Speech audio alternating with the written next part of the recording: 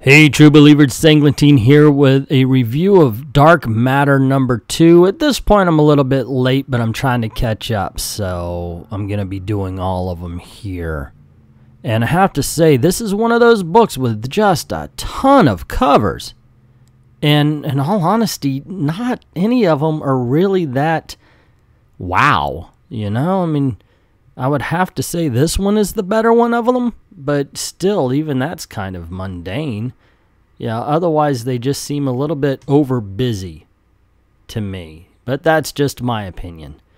The book itself, well, you know, after last issue where we have Batman stealing this ultimate weapon kind of thing, he's being searched for by the Justice League. And this, I love this particular scene, not just because you see the entire Justice League out for Batman and Batman's eluding them using everything he knows about them.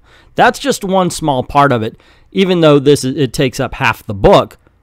But it shows us a side of, this book shows us a side of Batman that we've never seen before. Now, of course, getting to this first part, I did think that they absolutely had to underpower or depower a lot of the other superheroes to have this chase go on for as long as it did. And that's just, it's a comic book trope. You know, some heroes are as powerful as the story needs them to be. You know, like the Green Lantern could have stopped any one of them at any time. You know, but they don't exactly use them to his best ability. But yeah, like I said, that's a comic book trope that happens everywhere, every time. So that didn't surprise me too much. And of course, then you have the Flash here, which I really enjoyed him talking about. Yeah, you may be smart, you may be unprepared, but I could travel faster than you can think kind of thing. Because that is exactly what I thought and how I felt about it.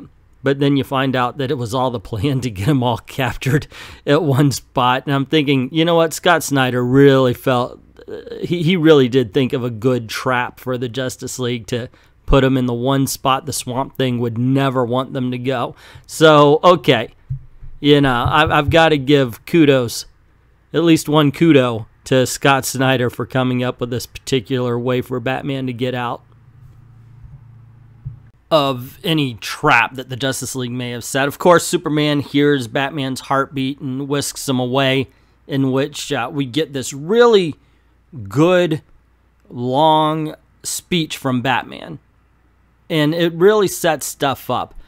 Of course, we find out that Batman here is actually not Batman still, but something about the speech, you know that it ends up being Clayface, and by the way, spoilers, it ends up being Clayface, and you know that Clayface had to memorize this particular speech. But the speech is one of fear, and it's a kind of fear that we've never heard from Batman before. And this carries on to when they actually do catch up with Batman, whom we see later. And that's something that I think for a reader has to be just frightening as heck. Yeah, but before we get there, and I guess I should talk about it since it's coming up, we do see the Legion of Doom head come out of the swamp. That's awesome. And we see all the Immortals talking. And they're saying, well, something's coming, yada, yada. But Ra's al Ghul says, look, I'm the youngest one here, but I know Batman. And if you think he's in trouble, trust me, he's got some sort of plan, and he's taking care of business. Of course, they know what we're finding out slowly as it goes on is that while Batman thinks he has a handle on things, in reality, someone has a handle on Batman. And we're seeing a fearful side of Batman that should even put fear into Superman and Wonder Woman, because Batman's the one who causes fear. He doesn't actually feel fear. And this I think, for the readers, really drags us into the story. I like this particular scene because we are seeing the human side of Batman. Also, though, what we're getting is confirmation that Batman is, in fact, the center of the DC universe, which I'm not the biggest fan of.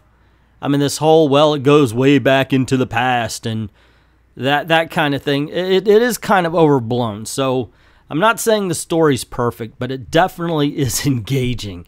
Have to give it that much. You know, I mean, it does have flaws. And the whole fact that it does seem like they're wrapping the entire DC universe around Batman. Ooh, yeah, that's one of the flaws. But it's still so damned intriguing. And finally, when we see all of the different Batmans pop up, and it's basically a Batmanized version of each of the Justice League, well, it's kind of stretching it. I'm going to review all of the individual books coming up. But this right here, I don't know, this kind of tripped me the other direction where I'm like, well, this might get silly. I hope it doesn't. I hope it stays serious. I hope it stays dramatic with just a touch of horror into it. But at this point, it's all up in the air. But that's just my opinion. What is yours? Now, to be honest, tomorrow, at the time of this recording, tomorrow's when number 3 is released, and I'm just trying to play catch up here. So you probably know more than I do. How are you enjoying Dark Knight's Metal so far? Are you getting the thrill out of it like I am, or are you a little bit nonplussed?